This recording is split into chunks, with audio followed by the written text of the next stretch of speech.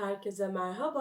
Created Rivalry dosyamızın ikinci bölümüne hoş geldiniz. Videoya başlamadan önce çok küçük bir teşekkür etmek istiyorum. Hem videomun altında hem de benimle Instagram'da etkileşim içinde olan, yorum yapmasa bile beğenen, videomu izleyen herkese çok ama çok teşekkür ederim. Yaptığınız yorumlar veya attığınız mesajlar size sıradan gelebilir ama emek veren insanlar için anlamının büyük olduğunu ben de tekrar etmek istiyorum. Seyirci olarak gücünüz çok büyük. Bu gücün farkında olmanızı hatırlatmak ve teşekkürlerimi sunarak videoya başlamak istedim.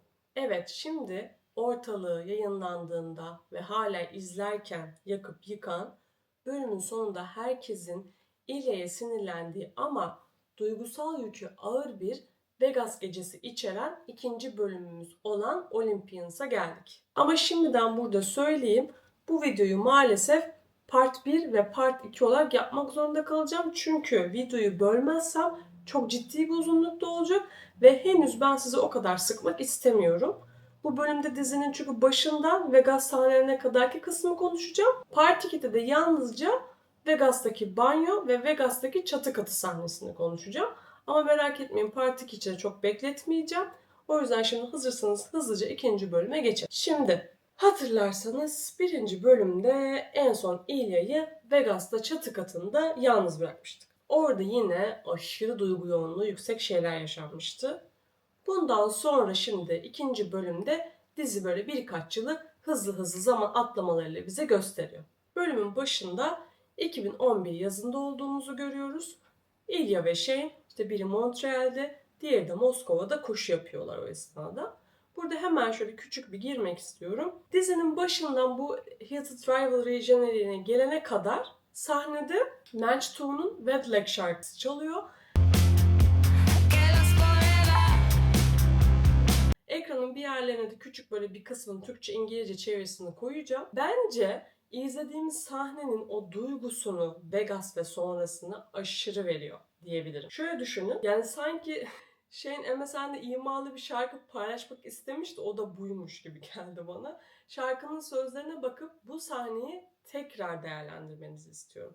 Siz de o şarkıda işte Shane'in aslında attığı mesaj var orada. Hiçbir şey için kızgın değilim mesajı. Bunu siz de böyle bakarsanız küçük bir trip olarak algılayacaksınız. Yani Shane'in yazdığı mesajda aslında dolu dolu evet ben sana çok kırıldım gerizekalı diyor da bu bakış açısına tekrar bakmamız gerekiyor. O yüzden tavsiye etmek istedim. Bir de küçük bir parantez açmam gerekirse ben dizide bu kadar mikro detay varken seçilen şarkıların da hiç boş olduğunu düşünmüyorum.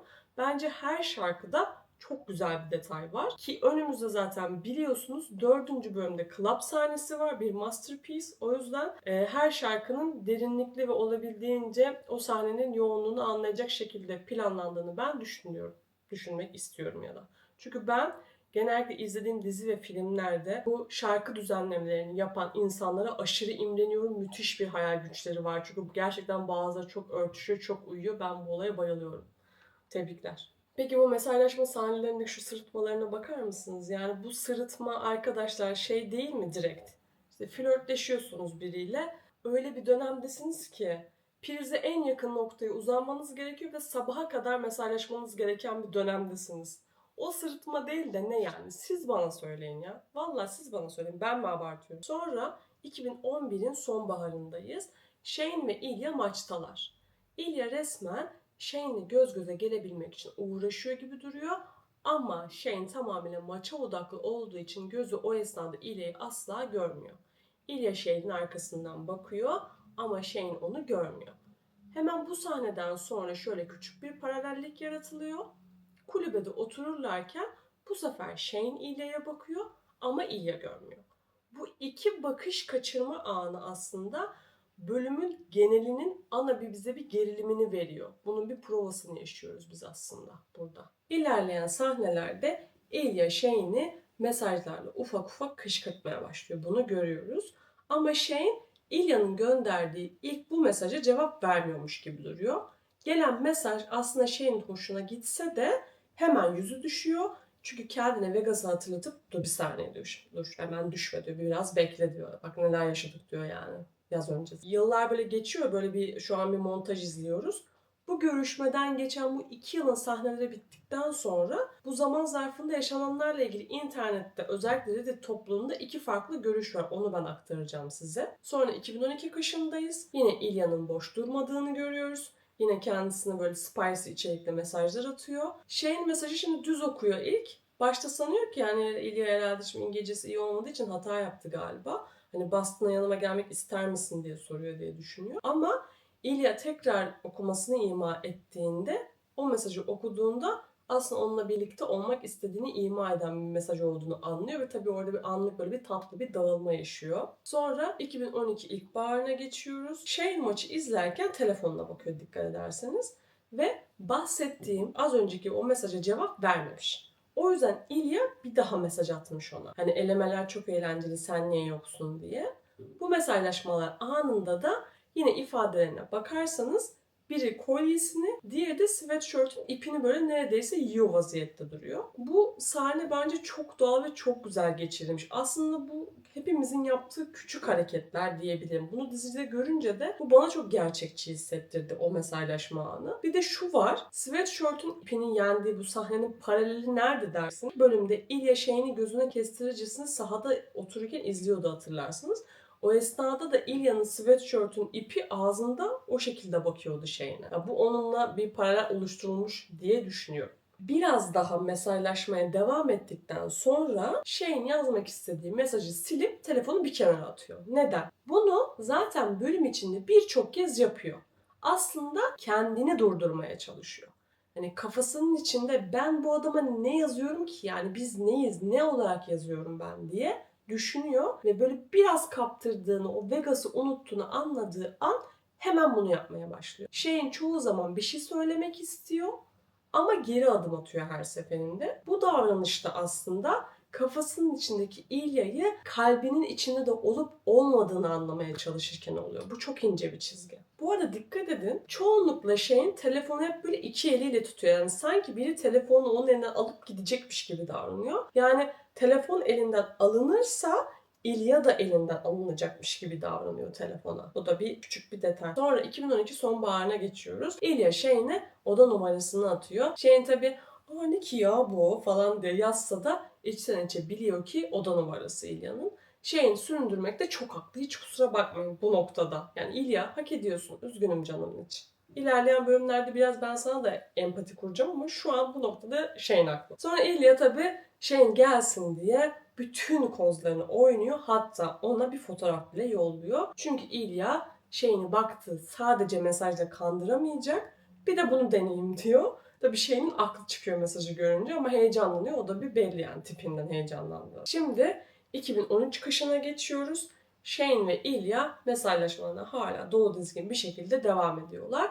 Şimdi fotoğrafı düşmeyen Shane için İlya son bir taktik daha deniyor. Bu sefer aralarındaki bu ilişkiyi Shane'in sevdiği tarzda bir yarışmaya, bir bahse dönüştürmeye çalışıyor. Yani orada bir mesaj atıyor sana 9 gol atacağım.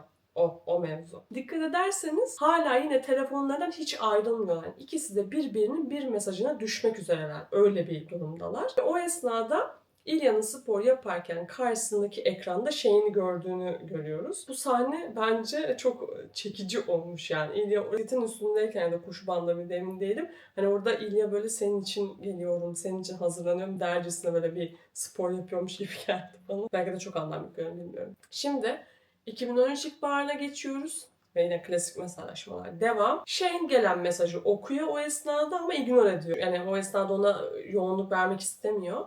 Muhtemelen tüm maç boyunca o mesajı düşünüyor ve müsait olur olmaz hemen mesaja cevap döndüğünü görüyoruz. Yani muhtemelen o beyninin kafası sürekli geçirdi onu ve devam etti. Ya da o esnada kesti, hemen ilk boşlukta hemen aklına İlya geldi ve cevap verdi diye düşünebiliriz. Tamamen sizin izleme tercihinize bağlı. Şimdi artık böyle bir geriye çekilip bir bakarsak dizinin bize gösterdiği kadarıyla uzun bir süre iletişimleri ağırlıkla mesaj yoluyla gidiyor. İnsanların böyle bu mesajlaşmayla geçen zaman dilimi konusunda böyle düşüncelerini anlatmadan önce neden mesajlaşma kısmı acaba bu kadar yoğunluklu olmuş onu bir düşünelim. Şimdi öncelikle mesajlaşmak bakarsanız iki kişi arasında böyle bir iletişim kurduğunuz bir noktada tabii bulunduğunuz duruma bağlı olarak da değişiyor. güvenli bir alan yaratıyor size. Sonuçta mesajlaşırken karşı taraf beden dilinizi görmüyor, yüzünüzü görmüyor ve o tabii ki de yani oluşabilecek herhangi bir risk olmuyor ve tabii ki de siz kontrollü oluyorsunuz. Peki İlya ve Shane açısından bu mesajlaşmanın anlamı ne oluyor derseniz, İlya için mesajlaşmak o esnada kontrol edebileceği bir yakınlık oluşturmasına yarıyor. Ve ayrıca istediği zamanda kesebileceği bir noktaya götürüyor onu. Yani sonuçta istese cevap verir, istese vermez. Okey. Shane de bunu zorlamaz. Onu biliyor. Shane için mesajlaşmak neyi ifade ediyor derseniz, Shane de gelen mesajların tansiyonuna göre kendini ölçüp tartıyor.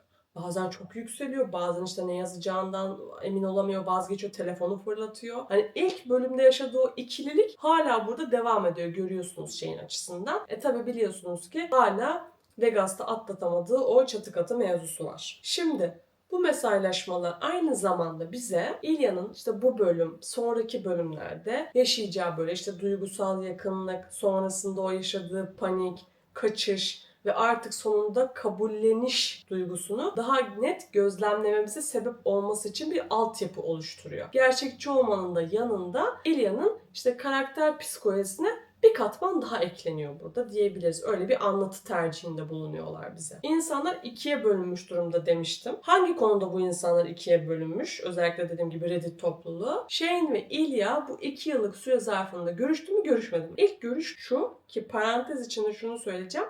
Yönetmen sanırım bu anlatacağım görüşü de röportajlarında onayladığını belirtmiş, bu düşüncede olduğunu söylemiş. Siz de başka bir şey gördüyseniz eğer lütfen beni yorumlayın. Ben bu şekilde okudum ve araştırdım. İlk görüş şu, diyorlar ki Ilya ve Shane o esnada çok genç oldukları için aslında onları gerçek anlamda bir ilişki içerisine sokmak istemediklerini ve bu yüzden birkaç yıl sonraya ertelendiğini gösteriyor bu ilişkinin. Aynı zamanda da tabii bu dizinin temposu için gerekli sonuçlar. Yani sürekli o şeyi nasıl dolduracaklar 2 yıllık süreci. Dizide bu 2 yıllık süreci mesajlaşmalarla işte maçta bir araya gelmelerle anlatıyorlar. Aslında etrafındalar birbirlerinin ama birlikte olmuyorlar ya da en azından biz o esnada böyle bir şey yaşanmadığını düşünüyoruz. Ve tüm bu süre boyunca telefonlarına tabii çok bağımlı hale geliyorlar. Birbirlerinden çünkü haber almayı çok istiyorlar. İlya Shane'le iletişimini sürdürüyor. Onunla yeniden buluşmaya çalışıyor defalarca ama Shane burada direniyor.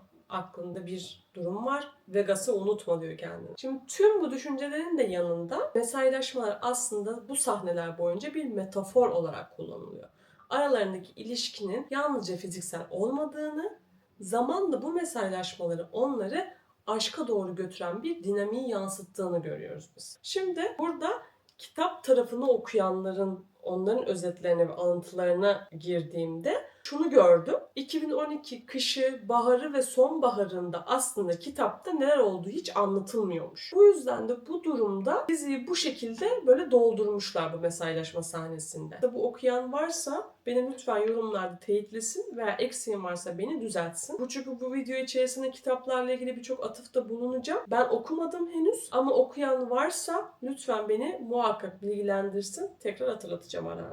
Mesajlaşmaları boyunca biz bir de şunu gözlemliyoruz. İşte İlya'nın Shane'e nasıl iletişim kurduğunu, işte İngilizcesinin aslında zaman içerisinde nasıl geliştiğini, işte ikisinin nasıl büyüdüğünü görüyoruz. Çünkü unutmayın biz onları 2011'de bıraktığımızda aslında ikisi de sadece daha 20 yaşlarında. Yönetmen hani belki bu 2 yıllık kısmı böyle planlamak isteyerek şu mesajı da vermiş olabilir bize. Bu mesaj da birazcık böyle planlanınca cepte oluyor. Şimdi yıllar boyunca aslında bunlar birbirlerini düşünmeyi hiç bırakmıyorlar yani. Bu iki insan ne kadar kaçmaya çalışırsa çalışsınlar birbirlerine deli gibi çekiliyorlar. Er ya da geç bu durum böyle bir patlama noktası oluşturuyor ve içlerinde işte inkar edemedikleri bu çekimi birbirlerini ilerleyen bölümlerde itiraf etmek zorunda kalıyorlar zaten. Çünkü sürekli birbirlerine geri dönmelerinin, kopamamalarının belli ki bir sebebi var yani. Bu sebeple tabii ki de dizinin ana konusu olan aşk ve bağları. İçten içe biliyorlar ama sadece itiraf için biraz zaman gerekiyor. Biz de bunu görüyoruz. Ve şunu da aklınızda tutun. Eğer erken buluşsalardı ikinci Vegas banyo sahnesindeki o şeyinin yaşadığı olay içerisinde o bastırılmışlık hissi ve sonrasında yaşadığı o yumuşamada var ya hani şey oluyor. Bir anda acayip yükseliyor. İlya'ya nasıl bana işte mesajlarıma cevap vermezsiniz. Sonra bir anda işte yumuşadığı sahne oluyor. O iniş çıkışlı duruma biz şahit olamayacaktık ve bu bizi ileriye yönelik besleyemeyecek. O yüzden aslında bu gerekiyordu bence. Şimdi gelelim bir diğer görüşe. İnsanlar izlediğimiz 2 yıllık sürede aslında düzenli olarak görüştüklerini ama bize o anların verilmeme sebebinin sürekli onları işte oda odalarına girip çıkarken görmeyelim de bu vermek istediğimiz mesaj zedelenmesin diye olduğunu düşünüyorlar. Yani aslında bol bol yakınlaşma sahnesi yerine mesajlaşmalar kurularak birbirlerinden gerçekten hoşlanmaya başladıklarını göstermek istemiş olabileceklerini düşünüyorlar. Yani kesinlikle görüşmeden bence 2 yıl geçmedi. Sadece yaşananları biz görmedik diye düşünüyorlar. 2 yıl diğer yaşadığı yıllar gibi oldukça sıradan geçti. Yani düzenli olarak görüştüler, hayatlarına devam ettiler. Bu esnada da tabii büyümeye de devam ettiler diyorlar. Bana anlattığım ilk bakış açısı daha makul geliyor. Ben bu düşünceye daha yakın oldum okuma yaptıktan sonra. Okuma yaparken bu 2 yıllık süreçte şuna da değiniliyor. İlya açısından burada daha önce belirtmiştik, rıza kavramı aslında onun için önemli. Burada da aynı durum söz konusu. İlya şeyinin hazır olduğunu belirten herhangi bir şey göremediği için bu 2 yıllık süreçte o da sıradan devam ediyor bu durumda. Aslında bu da birazcık şuna zemin hazırlıyor. Yaşayacakları ilk gerçek birlikteliğe ne kadar anlam yükleneceğini gösteriyor bize bir bakıma. Bu 2 yıllık mesajlaşma konusunda neden uzunca bir yer verdim? Çünkü gerçekten internette insanlar bu duruma ciddi takılmışlar. Ben de eğer beni izleyip de takılanlar varsa bu kısmı böyle detaylı aktarmak istedim. Son olarak şunu da ekleyeceğim bu mesajlaşmalarla ilgili. Çekim dili açısından mesajlaşmaların bir düzeni olması da çok güzel. Mesajlar hep ekranın tek bir tarafında yer alıyor. Çoğunlukla Shane solda, İlya sağ tarafta yer alıyor. Bu düzen gördüğümüz bütün mesajlaşma sahnelerinde genellikle istikrarlı biçimde korunuyor. Bu düzen ne zaman bozuluyor arkadaşlar biliyor musunuz? İkinci Vegas gecesinden sonra asansörde Shane'in öpüşmedik bile diye mesajı var ya kendine yazdığı. O orada bozuluyor. Çünkü Shane o mesajı aslında İlya'ya gönderemeyeceğini biliyor. O mesajı kendine yazıyor. Onu kendine söylüyor aslında. Onu anlayabiliriz oradan. Evet, artık sıradaki sahnemize geçiyoruz. Shane'in takım arkadaşı Carter var biliyorsunuz. Yanına gelip işte Shane'in ödünü bokuna karıştıracak o meşhur cümleyi söylüyor. İşte diyor ki eğer diyor Rosanna bu gece seni hallederse ben de onu halledeceğim diyor. Tabii Shane'in aklı çıkıyor bu cümleden sonra. Yani gözlerindeki paniği görebilirsiniz burada. Dizideki bu sahne aslında Shane'in içselleştirdiği, işte çelişki yaşadığı bu kimlik durumu, bunun sürekli açığa çıkmasından yaşadığı korkuyu bize göstermek için kullanılıyor. Yani gerçekten bu salak Carter da apır sapır konuşuyor ama bazen de gülüyorum ona gerçekten bu çıkışları. Neyse Allah'tan Hayden araya giriyor, işte durum toparlanıyor. Sonra işte koç geliyor, işte röportaj yapar mısın diye falan Shane'e soruyor. Hayden'la aralarında bir muhabbet geçiyor. Sonra Shane röportaj yapmak için gidiyor. Bunu görüyoruz. İşte orada tek taklit ediyor Hayden'la, işte ne sorarsa ne cevap vereceği gibi tarzda bir konuşma geçiyor. Burada aslında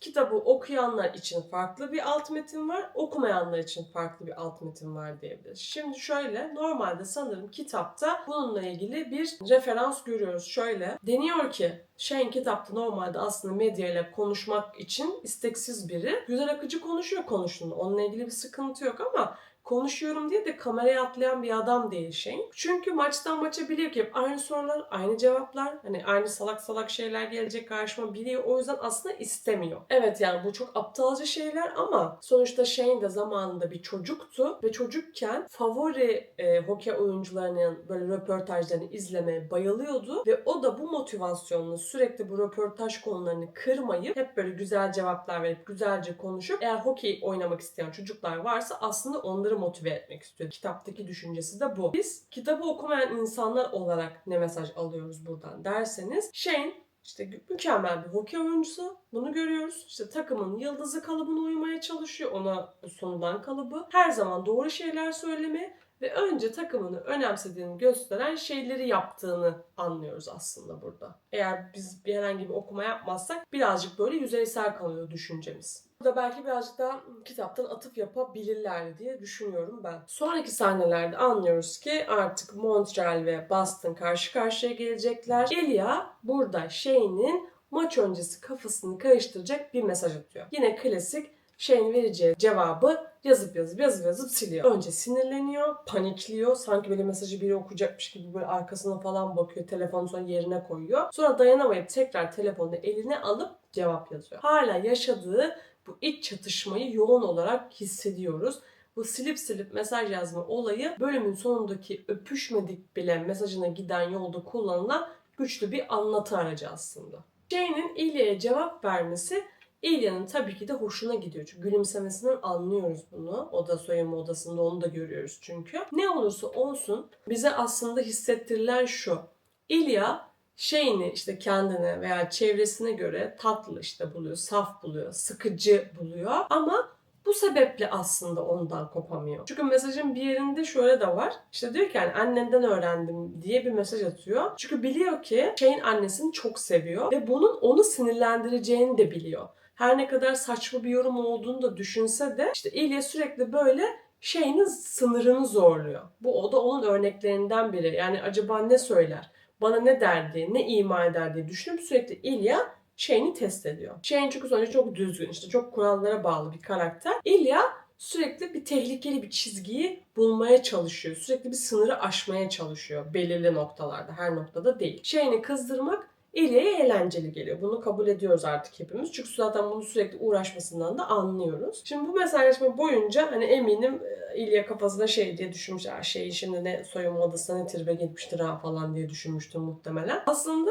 hani İlya biraz da Shane'in sinirli olması için de uğraşıyor. Çünkü Shane düşünürseniz duygularını en net öfkeliyken gösteriyor. Bu da İlya'nın Shane'i birazcık daha kendini ifade etmesine götüren bir yol bulmaya çalıştığını gösteriyor bize. Yani ben ne yapsam da acaba Shane'i konuştursam böyle bir şey olsa falan diye düşünüyor.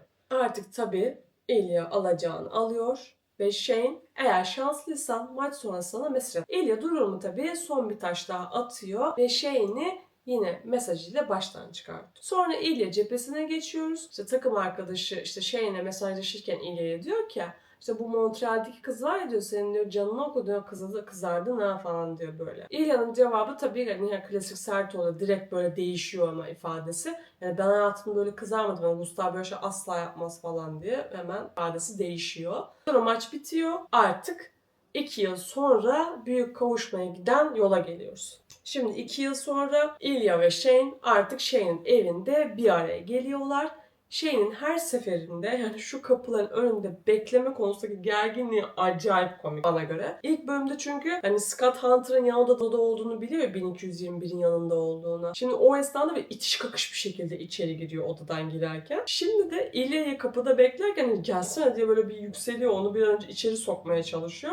Hudson Williams o korkuyla karışık heyecanı böyle bu sahnelerde aşırı tatlı bir şekilde yansıtıyor. Yani gerçekten hem Connor'da hem Hudson Williams'da çok iyi oyunculuk şovları yapıyorlar böyle minik yerlerde. Shane İlya'yı kapıdan içeri alıyor ve alır almaz ona maç esnasında işte o spicy mesajı attığı için onu böyle duvara fırlatıyor. İşte diyor ki sen diyor nasıl diyor bana bu mesajı atarsın daha maç öncesi falan diye kızmaya başlıyor. Gördüğünüzü biliyorum ben de tekrar edeceğim. O esnada İlya böyle tabii onun o hiddetinden böyle hoşlanıyor. Oh my god falan diye böyle bir kendi içinden söyleniyor. Shane onu o esnada tabii çoktan duvara fırlattı bile. Şimdi bu sahne az önce bahsettiğimiz şeyi biraz doğruluyor. İlya gerçekten Shane'i sinirlendirmeyi çok seviyor.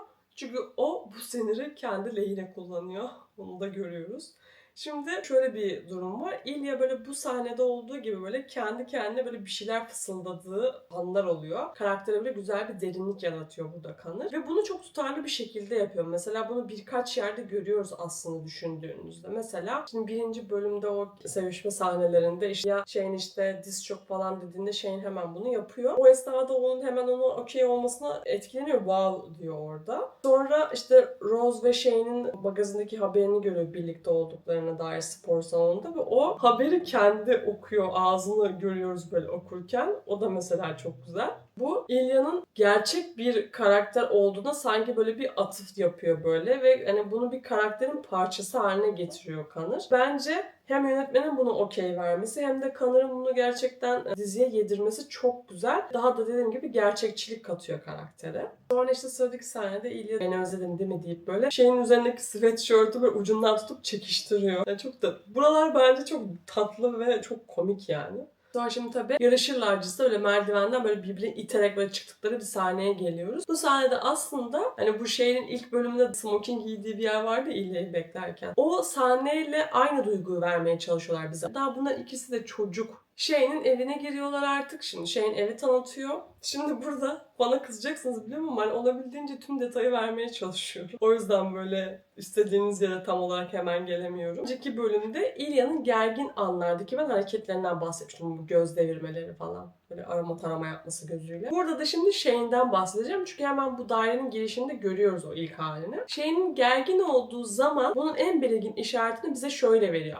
Baş parmaklarını böyle cebinin içine sokuyor. Ama bu tüm elini cebine sokmak gibi değil. Yani onu da yapıyor bazen ama burada baş parmaklarını sokuyor. Bunu da şöyle defalarca görüyoruz bazı sahnelerde. Bunu mesela 4. bölümde İlya'nın evine gitmeden önce böyle otelde Hayden'la konuşuyor. İşte ona geri döneceğini söylüyor falan. Orada yapıyor ilk. Sonra bunu 5. bölümde işte Tampa'da o All Star maçındalarken İlya'nın odasına girerken yapıyor. Cottage bölümünde yapıyor çok fazla. İşte mutfakta gezdirirken İlya'yı işte mutfakla ilgili bir şey anlatırken yapıyor. Tabii ki de son olarak bunu nerede görüyoruz? Cottage bölümünde ailesine cinsel kimliğini açıklarken kısımda da bu hareketi yapıyor. Çünkü çok gergin. Onun için çok önemli bir durum. Sürekli bu hareketi buralarda görüyoruz. Ev tanıtım sahnemize geri dönelim. Burada şimdi İlya'nın hareketleri gerçekten çok komik. Böyle şey diyor ya işte evi tanıtıyor şeyin işte şöyle yaptım yandaki daireyi daha işte yıktıracağım falan böyle. Onun o müteahhit tavırları komik geliyor İlya'ya ve işte Mr. Businessman deyip böyle bir dans yapıyor böyle bir çok komik. Yakınlaşma sahnelerine gelene kadar ben bu sahnelerde çoğunlukla gülüyorum onların tipine. Büyük buluşmaya yine son girmeden önce aslında bu daire bize neyi simgeliyor? Ne anlatmaya çalışıyorlar bize bu sahnede? Ona bir bakalım. Şimdi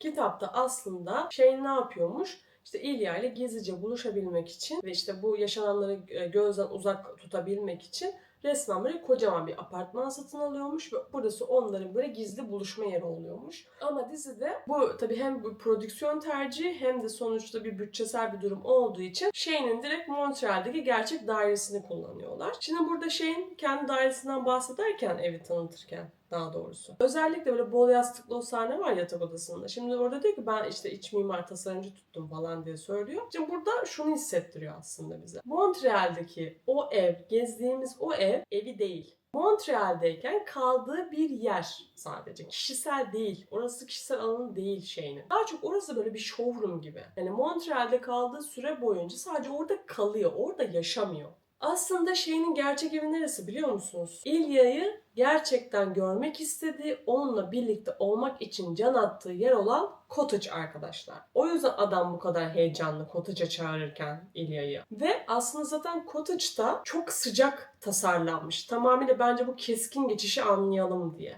Çünkü zaten mesela buradaki sahneler genellikle bu ev sahneleri, buluşma sahneleri, otel sahneleri çok karanlık. Ama cottage sahneleri olabildiğini aydınlık. Bize tamamıyla bu yansıtılmak isteniyor. Bir de aslında bu yüzden de Cottage'da böyle bir çocuksu mutluluk var ikisinde. Çünkü artık oraya geldiklerinde her şeyi kabul etmiş ve ikisi de birbirinin özel hayatının içinde olmak istedikleri için bu dairedeki soğuklukla bize bu yansıtılmak isteniyor ki Cottage'daki sıcaklığı biz bir kez daha anlayalım diye. Geliyorum. Yakınlaşma sahnelerine geliyor. Bu ev sahnesini şöyle bir genel düşünürseniz ki bunu daha önce de söylemiştim. İlya ve Shane aslında çok benzer insanlar. Ama bunu tamamen zıt bir şekilde yaşıyorlar. Şimdi İlya işte cesur bir baskın bir karakter. Erkekliğine o kadar emin ki yani. Sonuçta erkekliğin getirdiği herhangi bir norma aslında uymak zorunda değil. Dürtüsel ve tutkulu biri. Shane de aslında onun kadar erkeksi ama bunu çok bağırarak değil de sessizlikle daha ağırbaşlı bir yönden bize gösteriyor. Gösterişli biri değil ama çekingen birazcık. Dizinin gidişatına bakarsanız ki şunu diyeceğim size. Ben aslında birkaç kez izlediğimde hep sürekli İlya'nın baskın karakter olduğunu düşünüyordum ama sonrasında artık şunu düşünüyorum. Bu karakter anlatımı 5. bölümden sonra aslında evriliyor. Shane kimliği konusunda kontrol ele aldıktan sonra bu sefer İlya duygusal açılardan kırılgan olmaya başlıyor ve artık daha da açılıyor. Burada bence güç dinamikleriyle bilerek oynamaktan hoşlanıyorlar ve böyle yaparak aslında dizide hikaye boyunca anlatılan bu yaşadıkları duyguları karşılıklı olarak biz dengelediklerini görüyoruz. Yani o ne yaşıyorsa o da bir zamanda öyle yaşıyor gibi düşünebilirsiniz. Tabii bu zıtlıkların yanında ikisinin ortak yanı ne?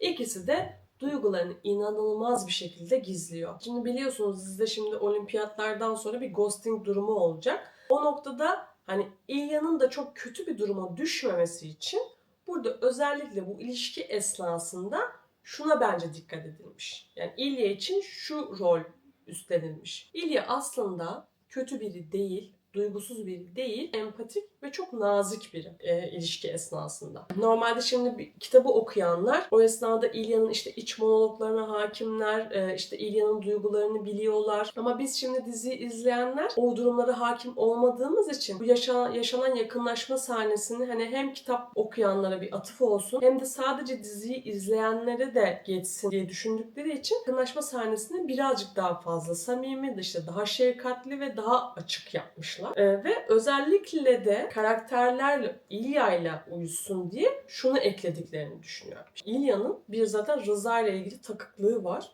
O yüzden sürekli sürekli iyi misin, iyi misin, iyi misin diye soruyor. Sürekli onunla göz teması halinde ki eğer bana iyi olduğunu söylemezse en azından gözlerinden anlarım diye düşünüyor. Sürekli o yüzden Shane'e dönük, dikkatli, kontrol eden ama aynı zamanda şefkatli bir şekilde bize bu sahne yansıtılıyor. Birçok sahne gibi bu yakınlaşma sahnelerinde de bize aslında dizideki şu gidişat anlatılıyor. Bunlar yalnızca sürekli işte birbiriyle görüşüp yakınlaşan iki insan olarak kalmayacaklar. Daha doğrusu kalamayacaklar. Çünkü gördüğünüz, izlediğiniz gibi diyor, tutku var, ilgi var. Zamanla bir şekilde karşılıklı gelişen bir güven var. Aslında iki tarafın da iyi olmasına duyulan gerçekten bir hassasiyet var. Hatta şöyle, normalde bu yakınlaşma sahnesi kitapta daha başka, daha kısa oluyormuş. Çok vakitleri olmadığı için. Ama dizideki sahne daha yavaş, daha bol temasçı sarılıyorlar, öpüşüyorlar. Daha yoğun bir temas içerisindeler. Bence bunun böyle aktarılması daha doğru olmuş. Gerekli kavuşma yaşadıktan sonra bir kritik an gerçekleşiyor ikisinin ilişkileri adına. İlya duştan çıkıyor, işte Shane'e dönüyor. Diyor ki işte beklemeye değdi mi diye soruyor. Shane orada cevap vermiyor sözlü olarak. Sadece işte İlya'nın önce dudaklarını sonra alnını öptüğünü görüyoruz. İşte o an her şey İlya için raydan çıkmış oluyor. Çünkü hani Shane'in alnından öpmesi yani böyle bir masum bir jest gibi görünüyor olabilir ama bu İlya için müthiş bir duygusal bağ anlamına geliyor. Yani bu onun alışık olmadığı bir şey. Çünkü İlya'nın hayatına bakarsanız adam yaşadığı travmatik aile durumları sebebiyle zaten sevgi onun için güvenli bir alan değil. Yani Shane için sevgi işte destekleyici ebeveynleri sayesinde okey ama yani bu İlya için aynı şey anlamına gelmiyor. Bu yüzden Shane'in o küçücük tatlı jesti İlya için alarm çanlarının çalmasına sebep oluyor. Çünkü diyor ki o esnada kafasında yani tamam diyor yani ben sıçtım artık diyor. Bu benim kontrolümden çıktı diyor. Yani tek gecelik olacaktı. Olmadı diye düşünüp kaçıyor oradan. Panikliyor. Dikkat ederseniz hemen ben gideyim falan deyip kalkıyor oradan. Sonra biz bunun paralelini nerede görüyoruz? O meşhur 4. bölümdeki Tunament sahnesinde görüyoruz. Shane de aha böyle kaçıyor arkadaşlar. Çünkü bu sahne ve 4. bölümdeki paralel sahne olarak konuştuğumuz Tunament'te bu kaçış hissiyatları bize karakterlerin ne zaman bir şeye fark etmeye başladıklarını gösteriyor. Çok güzel bir nokta. Böyle betimliyorlar bize bunu. Bu sahnenin bu kadar vurucu olmasının sebebi de şu. İkisi de kötü insanlar değil. İlya da Shane de kötü bir insan değil. Biri duyguyu daha erken hissediyor ama diğeri henüz onu adlandıramıyor. O olgunlukta değil. O yüzden aslında biz bu yakınlaşmanın bir mutluluk anını içermekten de ziyade bu ikisi için bir kırılma noktası oluştuğunu biz sonradan anlayacağız. Daha ilerleyen sahnelerde anlayacağız. Burada şu da var. İki insan şimdi birbirine burada bir tek çok yaklaşmakla kalmıyor. İlya'nın burada bir korkusu tetikleniyor. İşte burada gerçekten oluşabilecek yakınlıktan korkuyor İlya. O yüzden kaçıyor diyebiliriz. Sonra şimdi onların merdivende olduklarını görüyoruz. Evin arka çıkışındalardı sanırım. Soçi'deki işte olimpiyatlarla ilgili konuşuyorlar. Şimdi bu konuşma esnasında Shane böyle işte İlya'nın böyle ceketini kedi gibi tutmuş böyle işte sarılıp böyle bekliyor.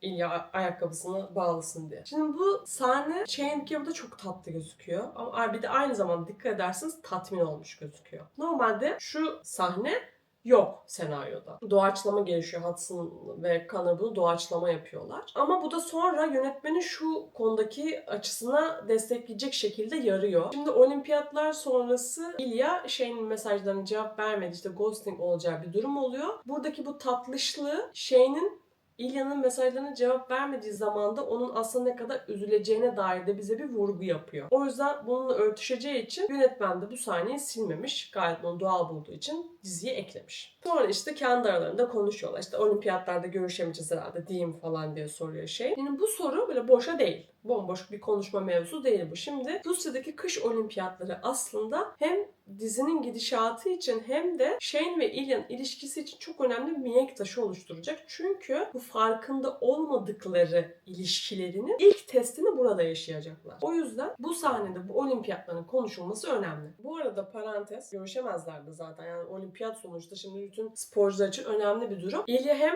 o esnada dikkat dağıtıcı bir herhangi bir unsur olsun istemiyor. Hem de biliyorsunuz işte Rusya'da zaten bir gergin anlar yaşıyor. İlya kendini orada rahat hissetmiyor. Sonrasında Shane'imiz illa bir aile muhabbetini araya sokuşturuyor. Yok seninkiler gelecek mi? Yok işte benimkiler gelmeyecek ama izleyecekler. Yok sabah anam kalkacak izleyecek. Yani çocuğum anla artık, sorma şu çocuğa Rusya'yı. Adam sana kısa cevap veriyor bak. Ters yapmıyor, kısa cevap veriyor. Yani illa şu çocuğun köyünü, babasını, anasını, danasını sorma artık. Yani güzelim benim. Adamın hal ve hareketi değişiyor artık. Oku şu adamı. Yani ne zaman ailesiyle ve Rusya ile ilgili muhabbet etseniz sonu kötü bitiyor yani. Neyse bunun sonu o kadar kötü bitmiyor Allah'tan da. Yani 5. bölüme kadar yine Shane'in bunu anlaması zaman alacak yani neyse. Tabii böyle ona olimpiyat zamanlarında işte bu Shane'in yaşadığı durum aklında kalsın diye hani işte bir öpücük alıyor Shane'den ve o aynı anda da kucağındaki ceketini alıp artık oradan uzaklaşıyor. İlya da gittikten sonra böyle yüzünde böyle bir hani 2 yıl sonra harika bir gece geçirmenin o tatminini bize sunan bir ifadeyle orada kala kalıyor ve sahne orada bitiyor. 2014 kışındayız, olimpiyatlardayız. Görüyoruz ki maalesef Rusya olimpiyatlarda bir hokey maçını kazanamamış ve İlya berbat bir halde röportaj veriyor. Sahne Shane'le devam ediyor. Kendisi bir kafede yalnız başına oturuyor. İşte kulaklıklarını takmış İlya ile yazıştıkları son bir mesaja bakıyor. Kafede yalnız oturmasının şu anlamı simgeleyebileceğini düşünüyorum. İlya biliyorsunuz Rusya'da kendi memleketinde yalnız biri. Kalabalık da olsa etrafı yalnız biri oraya kendine ait hissetmiyor. Shane ise İlya'nın bulunduğu, sevdiği adamın memleketinde Rusya'da o da orada yalnız oturuyor. Şu an ikisi de yalnızlığı eşit biçimde aynı ülkenin sınırı içerisindeyken yaşıyorlar aslında. Shane burada İlya'nın yalnızlığını deneyimliyor gibi bize bir hissiyat sunuluyor burada. Telefonuna bakarken ekranda böyle bir zaman damgasını biz özellikle görüyoruz işte 13 Şubat 2014. Aynı zamanda ekrana bakarken bir mesaj geldiğini görüyor işte. Annesi diyor ki işte her şey yolunda mı işte Reebok'larını giymeyi unutma diyor. Bu işte o 1. bölümdeki o Reebok marka mevzusu bir konuşmaları vardı şeyin. Oraya güzel bir bağlama yapmışlar. Ama yani Yunacım bu çocuk da artık kaç yaşına gelmiş. Yani ayakkabısını bilir be canım ya. Yani sen de ana değil de yani Kris Jenner'sın mübarek yani gerçekten. 13 Şubat 2014 zaman damgası neden önemli olabilir? Çünkü Ilya ve Shane orada o zaman da 22-23 yaşındalar. Yani hala aslında duygusal olarak olgun olmadıkları bir dönemi yansıtmaya çalıştıklarını düşünüyorum. Annesinin mesajına işte cevap vermeye pas geçiyor dikkat ederseniz. İlya'ya direkt mesaj yazıyor o anda. Evet Shane ailesini çok seviyor. Biz bunu biliyoruz. Shane ilk defa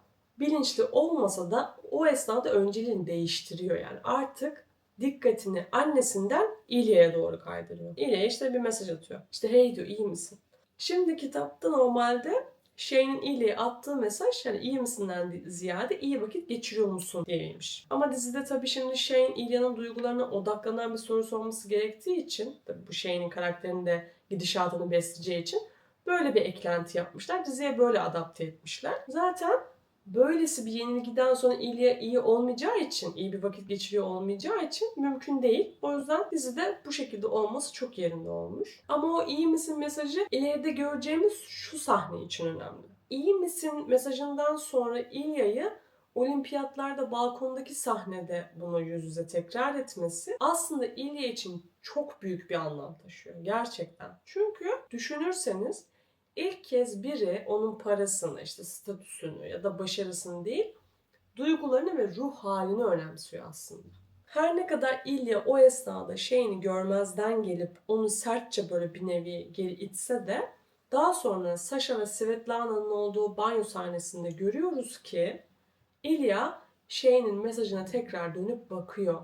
Bu da o küçük jestin İlya için aslında ne kadar önemli olduğunu bize açıkça gösteriyor. Şimdi tam olarak burada Shane'in öpücüğü karşısında o beklenmedik duygusal karışıklık olmuştu ya İlya'da. O daha da korkutucu geliyor. O yüzden de İlya artık olimpiyatlardan sonra Shane'i ghostluyor. Bunu zaten göreceğiz. Şimdi iyi misin mesajı atmadan önce biz ekranda o mesajlaşmalarını görüyoruz. İşte o maç öncesi o yazdığı son yazışmalar falan var. Bir de sonra altta böyle bir de burada mısın diye bir mesaj atmış. O iki mesajın arasında sanırım Shane evinin adresini attı. Böyle bir mesaj var. İşte lütfen arka kapıyı kullanın diyor orada. İlya böyle şeytan emojisi atmış. Yani Shane de melek emojisi atmış. Yani burada tamamıyla bence İlya bu mesajı başka bir yerinden anlamış. Shane'imiz telefonuna dalmışken yine ayı Carter ve Scott Reis kafeye geliyor. Shane'i İlya'nın dünyasına biraz uzaklaştırıyorlar. Scott seni gerçekten hiç kanım almıyor. Nedense dizide bu çocuğu benim kanım hiç almıyor. 3. bölümünde üzgünüm. Sadece bir kere izledim. Bir kere izledim yani. Neyse sıradaki sahnede şimdi işte hepsi birlikte işte Rusya'nın maçı kaybetmesinden bahsediyorlar. İşte otururlarken Carter işte diyor ki işte buz patenine gidebilir miyiz falan diye kendi aralarında konuşuyorlar. İşte Shane'e gitmek istediğini, orada arkadaşı olduğunu, hatta beraber ders aldıklarını falan anlatıyor. Sonra densiz Carter yine apır sapır konuşuyor. Buz pateni yapan çocuğun işte gay olabileceğine ihtimal verip işte o kadar cesur olan her erkeğin ben arkasındayım falan diyor. Tabii şimdi orada bir küçük tansiyon artıyor.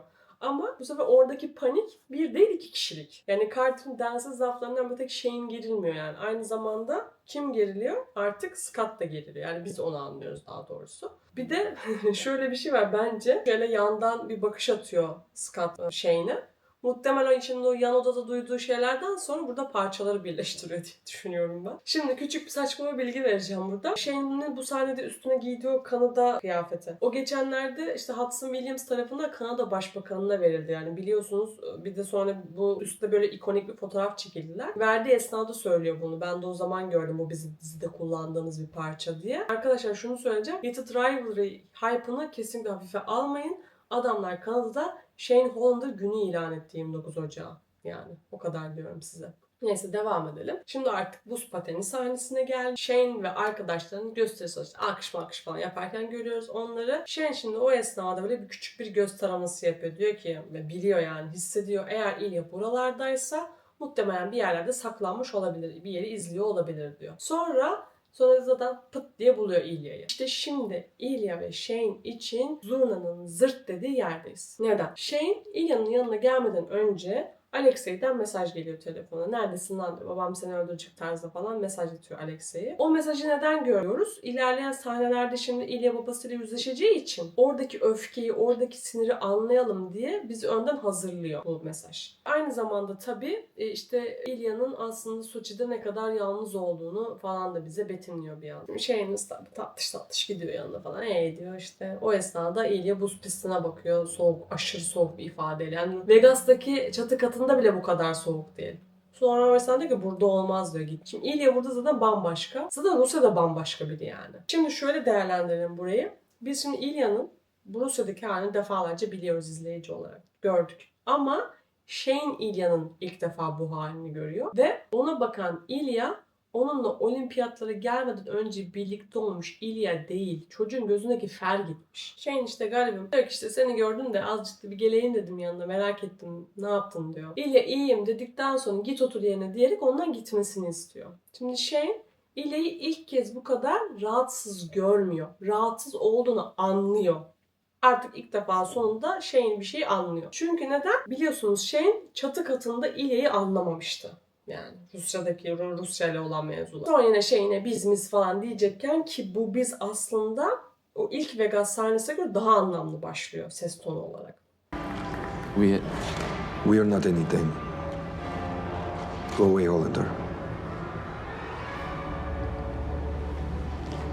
Kim bilir yine ne diyecek bilmiyoruz ama bu daha kendinden emin başladığı cümleyi bu sefer İlya yüzünden devam ettiremiyor. Kitapta normalde bu sahnede diyorlarmış ki biz burada hiçbir şey değiliz diyormuş İlya. Ama burada dizide bu şekilde buradayı eklememelerinin sebebinin tamamıyla şeyin o çöküşe giden yolunu bize göstermek. O banyo sahnesindeki o şeyin yükselmesini ve düşmesini daha da çok derinleştirmek için olduğunu düşünüyorum. Şimdi Shane artık o esnadan, o cevaptan sonra bunu kişisel olarak algılamaya başlıyor. Diyor ki işte sen diyor iyi misin ya? Diyor tamam mesajlarıma cevap vermedin diye soruyor. İlya evet o sıkıcı mesaja cevap vermedim. Şimdi git buradan diyor. Ve bunu dediğinde Shane artık inciniyor. Çünkü İlya ona çok sert davranıyor. Ama bu yeni değil aslında Shane için. Bunu 2 yıl önce yaşadı Vegas. Ama bu sefer Shane sadece bunun İlya'nın içinden gelmediğini hissediyor. Yani aslında böyle içten içe diyor ki yani İlya bana kal dese ben halledeceğim bu durumu ama onu bekliyorum ama işte demiyor diye düşünüyor. Çünkü Shane İlya'ya baktığında sanki sarılmaya ihtiyacı varmış gibi duruyor. Ve Shane işte bir şeylerin çok yanlış olduğunu o esnada hissediyor ve onun o anda mümkün olmayacağını da bildiği ve kabul ettiği için Shane artık oradan ayrılıyor. İlya'yı yalnız bırakıyor. Şimdi aralarında yaşanabilecek ihtimal olan her neyse o bağlantı orada ilk defa kaçıyor.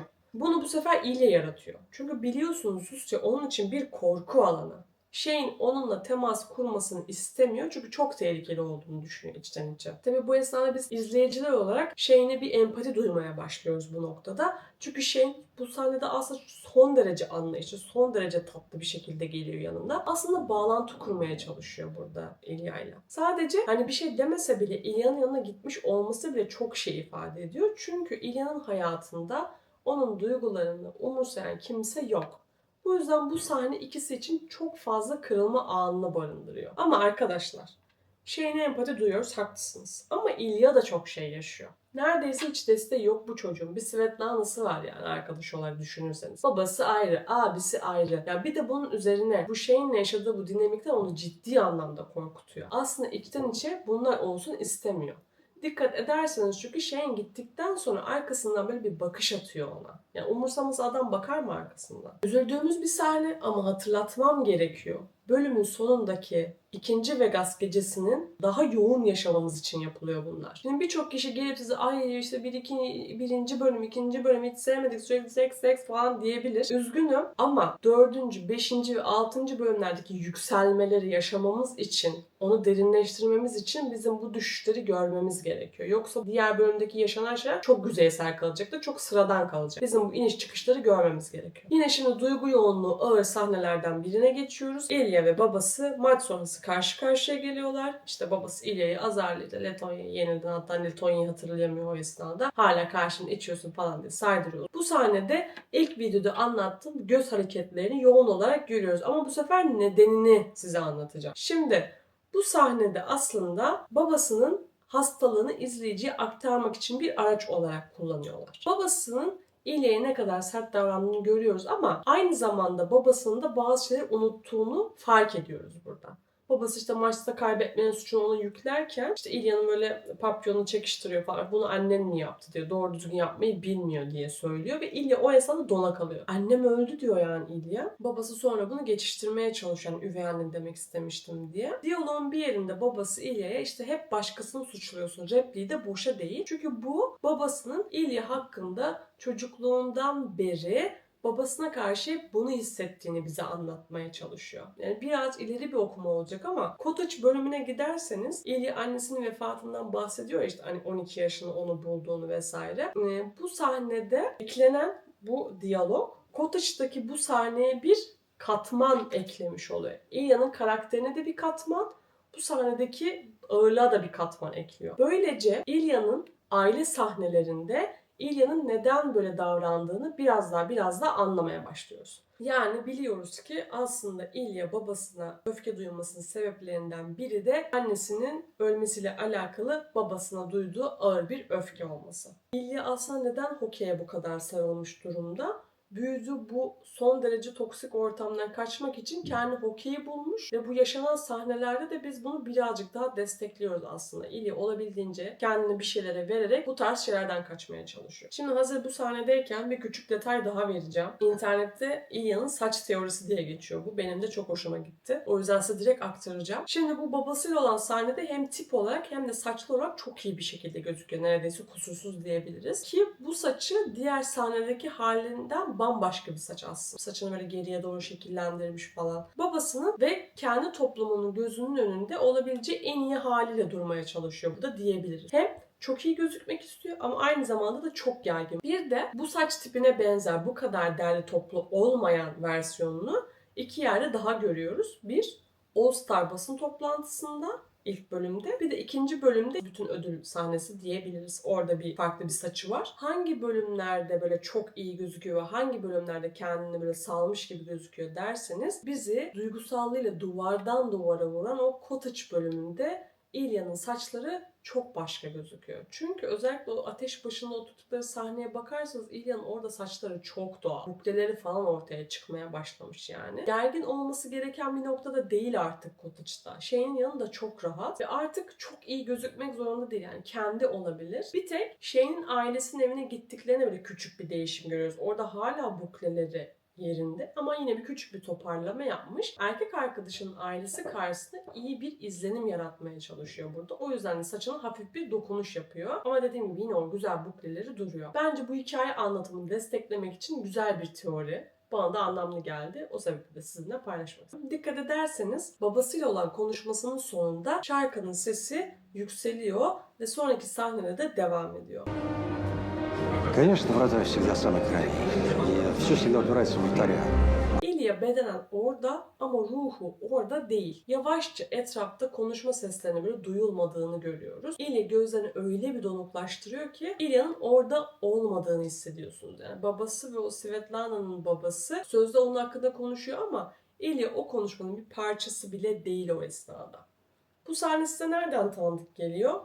Birinci bölümde Shane annesi ve babasının ortasında durup böyle takı patrona yaptığı bir konuşma vardı. O sahnede. Tam olarak o sahne ve bu sahne birbiriyle paralel. Yani görüyorsunuz bu paralelliklerle bize şu veriliyor. Bu iki adam gerçekten farklı zamanlarda aynı duygulardan geçiyorlar. Ve bunun gösterilme biçimi o kadar derinlikli ve ince ki sonra diyorsunuz ki bu dizinin abartılacak neyi var?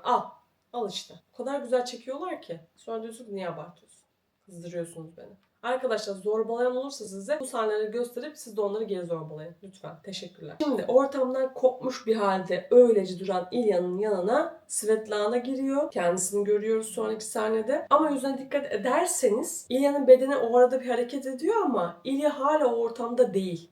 Bir anlığına yine o ortamdan tekrar kayboluyor. Ve bu sahnede gerçekten çok zekice bir şey yapılıyor. Svetlana'nın İlya'nın hayatında önemli bir figür olduğu bize pekiştiriliyor. Bunu da nasıl yapıyorlar? İşte konuşmaya teorik olarak kurtaran kişi olarak giriyor Svetlana sahneye. İlya'yı fark ediyor orada bittiğini. İlya'yı oradan çekip çıkarıyor. O da orada İlya'nın hayatında önemli bir gücünün olduğunu bize simgeliyorlar. Çünkü gerçekte İlya'ya bakan, onu kollayan tek kişi o. Şeyini saymazsanız. Dizinin Svetlana'ya çocukluk arkadaşı yapması ve onun İlya'nın kişiliğiyle özel hayatında bu kadar önemli bir yere koyması hep iyi bir şey olarak konuşuluyor insanlar arasında. Güzel yansıtıldığını herkes savunmuş. Ama şunu da unutmayın, en nihayetinde o İlya'nın Rose'u olarak işleniyor dizide. İlya'yı Shane'e karşı duyguları olduğunu itiraf etmeye teşvik eden Svetlana ki bunu Shane olduğunu bilmeden yapıyor zaten ve bu duygulardan kaçmamasını sağlıyor ki Rose da Shane aynısını yapıyor. Ve bunu hemen ardından gelen sahnede işte onun karakterini daha da iyi tanımamızı sağlayarak devam ediyorlar. İşte tam bir meleğim işte bunu unutmasan iyi olur falan diyor Svetlana ve İlya'yı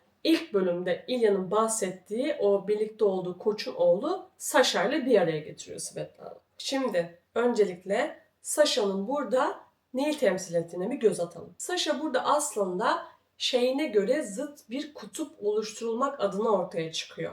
İşte Sasha partilere, işte tehlikeli bu ortamlara falan düşkün. Bunu anlıyoruz. Bunlar İlya'nın eskiden istediği şeyler. Shane ise sıkıcı ama aynı zamanda istikrarlı ve güven veren biri zaten. Bunu hepimiz biliyoruz. Sasha işte hiç fena oynamadım falan diyor İlya'ya bilmem ne ama İlya onu ince bir ters diyor. Çünkü biliyor ki hani maçı izlemedi. Ve zaten diyor maçı izlemediğini biliyorum ama teşekkürler gibisinden böyle bir aralarında diyalog geçiyor. Burada da Sasha'nın Shane'e göre ne kadar ilgisiz biri olduğu vurgulanmak isteniyor. Bu arada bunu Reddit'te gördüm. Bu yazan adama çok kişi cevap vermemiş ama çok mantıklı bir gözlem olduğunu düşünüyorum. Sasha'nın gömleğindeki gül desenleri size bir çağrışım yapmıyor mu arkadaşlar burada? Yani hani Shane'in Rose'una bir gönderme var gibi geliyor. Çünkü Shane ve Rose neydi? Uyumlu değillerdi. Artık Sasha ve İlya da uyumlu değil gördüğünüz gibi. Oradan sanki böyle bu iki noktadan bir atıfta bulunulmuş gibi gözüküyor. Siz ne diyorsunuz? Bilemiyorum. Sasha İlya'ya yaklaşıyor. Hiç eğlenceli değilsin eskisi gibi falan diyor. İşte bilmem ne. İlya'yı düşürmeye çalışıyor. çalışıyor Sasha. Ama İlya'dan istediği karşılığı alamıyor. İlya buz gibi Sasha'ya karşı çünkü. Sasha'yı oracıkta reddettikten sonra çıkarıyor. Telefonunu kontrol ediyor görüyorsunuz. Orada neye bakıyor? Daha önce de bahsetmiştim. Shane'in ona attığı en son iyi misin mesajına bakıyor ve artık her şey İlya için orada bitti arkadaşlar aslında. İlya'nın Shane'in mesajına bakmasının bir sebebi İlya o ortamda o esnada bağ kuramıyor ve onu gerçekten umursayan birinin temasına ihtiyaç duyuyor ve o son temas olan mesaja bakıyor. Shane'in onu gerçekten umursadığı o anı anlıyor. Her şeyin farkında ama hazır değil. İlya aslında duygusal bir bağ kurmaya çok yakın ama güvenli bir alana ihtiyacı var. Bunu oluşturmaya çalışıyor veya çalışmıyor. Biz bunu görüyoruz zamanla. Aslında farkında olacağı, her şeyin farkında olacağı an Vegas'ta yaşanacak. Vegas'ın çatı katında yaşanacak. Çünkü ondan sonra Vegas'ın çatı katında kaldığı, yatakta kaldığı andan sonra İlya'nın başka bir değişimini göreceğiz 4. bölümde. Şimdi İlya için burada değişimin işaretleri belirginleşiyor bizim gözümüzde. Çünkü yenilgi yaşamış Rusya'da. Bir de babasının tepkisini almış. Ama her zamanki kaçış yollarına yönelmek yerine ne yapıyor? Tamamen hokey fokuslanıyor ve kupayı da kazanıyor gördüğünüz gibi. Şimdi sonraki sahnemize geçiyoruz. Shane'in Hayden'ın evine girdiğini görüyoruz. Sanırım final maçını izlemek için toplaşmışlar. İşte Hayden'ın eşi işte senin için ginger ale hazır diyor. Shane de ona işte şarap getirmiş. Size şurada bir şey soracağım. Ben izledim, anlamadım, kaçırmış da olabilirim. Yakalayan varsa bana lütfen yorumlarda veya özelden söylesin. İlya Shane'in ginger ale sevdiğini ne zaman anlıyor? Bu bilgiye ne zaman ulaşıyor da Tournament sahnesinde ginger ale alıyor Shane'e? Ben bunu çözemedim. Sadece araştırırken Reddit'te biri demiş ki bu ilk bölümde mi? İlk bölümdeki All Star maçında Scott Hunter'la yan yana oturduğu vardı ya. Orada bastonunda ginger ale yazdığını söylemişler. Ama ben o sahneyi göremedim. Anlamadım bastonda öyle bir şey yazdığını. Gören varsa lütfen yorumlara yetişsin, beni bilgilendirsin. Şimdi Hayden'ın evine girdiğimizde Shane'in takım arkadaşlarını görüyoruz ve Svetlana'nın o banyoda anlattığı gibi playoff'larda Montreal gerçekten bitmiş, hırpalanmış yani. JJ'in kolu askıda, işte takım arkadaşlarından biri tekerlekli sandalyede falan. Bu güzel verilmiş bu sahne. O esnada hemen ekrana geri dönüyorlar. Olimpiyatlarda işte yenilgiden sonra İlya'nın nasıl kendini toparladığını ve playoff'larda nasıl müthiş bir performans sergilediğini gösteren bir tür BTR gibi şeyler izliyoruz. Sonrasında hemen İlya'nın soyunma odasındaki o konuşma sahnesine geçiyoruz. Şimdi burada şöyle bir şey aktaracağım. Reddit'te bir hokey oyuncusu yazmış bu okuyacağım yeri. Demiş ki aslında bu sahne demiş hem hokey oyuncusu olarak hem beni güldürdü hem de çok hoşuma gitti. Çünkü şöyle bir durum var. Şimdi normalde bir hokey oyuncusu özellikle kaptan böyle diyor konuşmaya İlya'nın yaptığı gibi kendinden bahsederek başlamaz. Bu diyor olmaz. Çünkü orada İlya diyor ki işte biliyorsunuz kaç gol attım umurumda değil.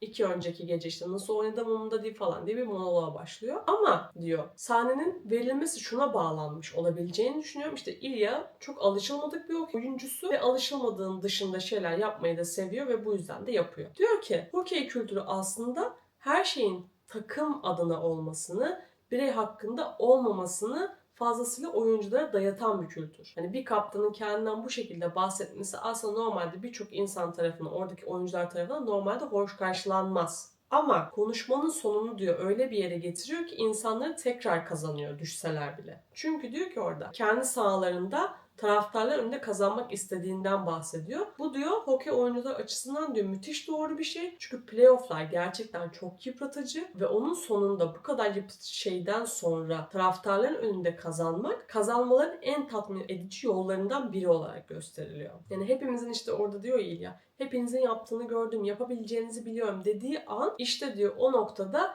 gerçek bir kaptan olduğu ortaya çıkıyor ki diyor zaten takım arkadaşının yükselmesi de yanına gelmesi de onun iyi konuşma olduğunu teyitlemesi destekliyor diye yazmış sevgili Redditçi / hokeyci arkadaşımız. Bu sahnede şu açı da verilmek isteniyor olabilir. İlya öfkeli. Soçi'den beri öfkeli ve bu öfkeyi oynadığı her maça kanalize etmiş. İşte basın ve spikerler de bu seslendirmelerle, bu VTR'lerle bu durumu pekiştiriyor. Sonra maçın artık başladığını ve Shane'in işte tüm takım arkadaşlarıyla birlikte koltukta otururken gördüğümüz o sahne başlıyor. Özellikle Shane dikkat ederseniz yani tam bu sahnenin ortasında olur. Çünkü yine sahnedeki tüm duygu yoğunluğunu biz ondan çekeceğiz. O yüzden sahnenin ortasında. Oturdukları bu açıda koltuktaki herkesin sakatlıklarını biz net bir şekilde görebiliyoruz. İşte Hayden'ın gözü morarmış, işte arkadaşının kolu çıkmış, zaten onu görüyoruz. İşte Svetlana'nın yine burada aklı çıktığını anlıyoruz. Yani Montreal'in kesinlikle kupayı kazanma ihtimali yokmuş. Yani şeyin dışında herkes mahvolmuş. Odadaki herkes başlıyor İlya hakkında konuşmaya işte. Ben bu hala bu götün kazanacağına inanmıyorum, bilmem. İşte en çok Shane ondan nefret ediyor tarzında konuşmalar yapılıyor. İşte Shane'e diyor ki yani elbette nefret ediyorum ama hokeyde çok diye söylüyor. Takım arkadaşları hemen itiraz ediyor. Hayır, en iyisi sensin diyor. Shane de güzel bir yarım bir gülüş atıyor. Ama Shane kalbinin derinliklerine tabii ki İlya'nın daha iyi bir hokey oyuncusu olduğunu düşünüyor. Sadece bunu sessiz söylemiyor. Çünkü kendi için de çok önemli bir durum. Özellikle bu sahne özelinde Hudson Williams'a hakkını kesinlikle teslim etmemiz gerekiyor. Çünkü böyle kamera ona doğru yaklaştıkça insanlar böyle etrafından dağılıp gidiyor. Yalnızca o koltukta öyle kala kalıyor. Yani şu isteniyor bizden, şunu anlamamız isteniyor. Etrafındaki hayat devam ediyor Shane'in. Ama o devam edemiyor.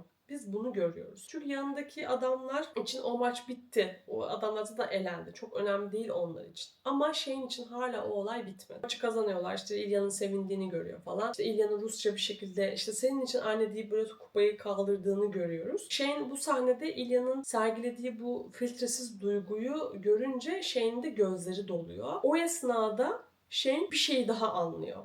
İlya'nın oradaki zaferi sadece hokeyden ibaret değil yani. O orada bir şeyi kanıtlamaya çalışıyor sadece ve bunu anlıyor. Anladığı ikinci şey oluyor bu. İlk defa biliyorsunuz olimpiyatlarda rahatsız olduğunu anladı. Şimdi de bunun içi boş bir kupayı tutmakla alakalı olmadığını anlıyor. Bu bir şey de diyor ki İlya kendini kanıtladı birilerine diyor. Ama orada Hudson Williams o kadar güzel böyle bir yüzüyle oynuyor ki. Çünkü kupayı kazandığını izlerken anlıyorsunuz ki bu adam kıskanıyor. Diyor ki yani neden önce ben bu hissi tatmadım? Neden bu kupayı önce ben kaldırmadım diyor bakışlarıyla. Sonra İlya'yı izledikçe, İlya'nın ağladığını gördükçe gözleri dolmaya başlıyor ve o duygu o kadar yoğun bir şekilde gurura dönüyor ki o da böyle gözleri dolmuş bir şekilde onu izlemeye devam ediyor. Ben artık burada müsaadenizle duruyorum. Zaten bu bölümüyle bile yeterince uzun oldu. Sizi daha fazla dağıtmamak hem de Vegas sahnelerine daha derinlikli bir bakış atabilmek adına videoyu burada kesiyorum. Çünkü şöyle bir şey var. Normalde biz Vegas sahnelerini Shane'in açısından izliyoruz ve kitapta da Shane'in açısından anlatılıyor. Ama Rachel Reid blogunda İlya'nın gözünden yazıyor bu bölümü. Öyle bir pasaj paylaşıyor. Ben size ikinci partta hem Shane'in gözünden sahneleri hem de o esnada İlya'nın yaşadığı iç monoloğu size anlatacak şekilde bir video hazırladım. O yüzden olabildiğince o da detaylı olacak. O yüzden sizi sıkmadan Part 2 videosunda geri kalan konuyu da anlatmış olacağım. Çünkü yani bunu yapmazsam kesinlikle bu video 2-2,5 saat olacak ve daha ikinci bölümden benden sıkılmanızı istemiyorum. O yüzden Part 2'de ikinci Vegas gecesinde görüşmek üzere. Hoşça kalın.